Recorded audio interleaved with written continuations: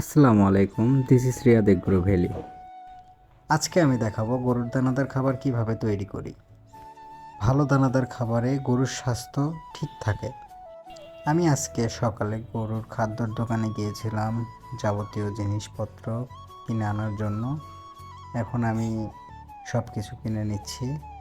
আমি কি উপাদান দিয়ে খাবার তৈরি করে থাকি তা হলো সয়াবিন খোল, DORB, protein, limestone, NGM, fact growth, DDGS, lysine, methionine, খাবার সোডা, সুগার, র্যাপশিট, তারপর ভুট্টা, গম, রাইস ব্র্যান্ড।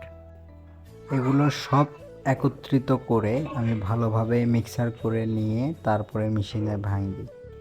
আর এগুলো মিক্সার করতে অনেক সতর্ক থাকতে হয়, তার কারণ ভালোভাবে মিক্সচার না হলে খাবারের মান একরকম থাকে না, খাবারের মান নষ্ট হয়ে যাওয়ার সম্ভাবনা থাকে।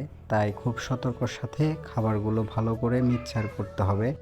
আজকের ভিডিও এই পর্যন্ত। সবাই ভালো থাকবেন। আল্লাহ হাফেজ।